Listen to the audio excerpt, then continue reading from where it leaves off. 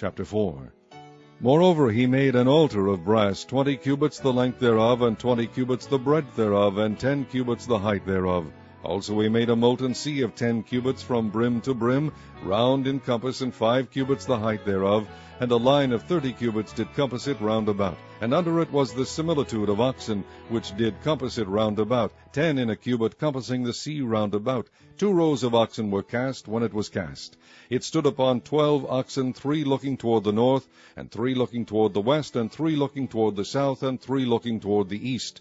And the sea was set above upon them, and all their hinder parts were inward. And the thickness of it was an handbreadth, and the brim of it like the work of the brim of a cup, with flowers of lilies, and it received and held 3,000 baths.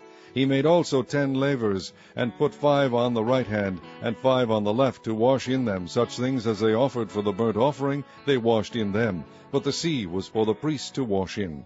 And he made 10 candlesticks of gold according to their form, and set them in the temple, 5 on the right hand, and 5 on the left. He made also 10 tables, and placed them in the temple, 5 on the right side, and 5 on the left. And he made 100 basins of gold. Furthermore he made the court of the priests, and the great court, and doors for the court, and overlaid the doors of them with brass. And he set the sea on the right side of the east end, over against the south. And Huram made the pots, and the shovels, and the basins. And Huram finished the work that he was to make for King Solomon for the house of God, to wit, the 2 pillars, and the pommels, and the chapiters which were on the top of the 2 pillars, and the 2 wreaths to cover the 2 pommels of the chapiters which were on top of the pillars, and 400 pomegranates on the 2 wreaths, 2 row of pomegranates on each wreath, to cover the 2 pommels of the chapiters which were upon the pillars. He made also bases, and lavers made he upon the bases, 1 sea, and 12 oxen under it. The pots also, and the shovels, and the flesh hooks, and all their instruments, did Huram his father make to King Solomon for the house of the Lord of bright brass.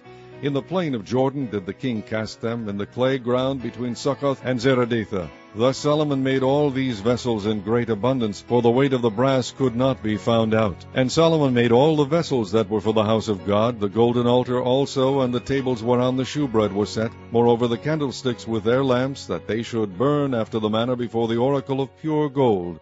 And the flour, and the lamps, and the tongs made he of gold, and that perfect gold, and the snuffers, and the basins, and the spoons, and the censers of pure gold, and the entry of the house, the inner doors thereof, for the most holy place, and the doors of the house of the temple were of gold.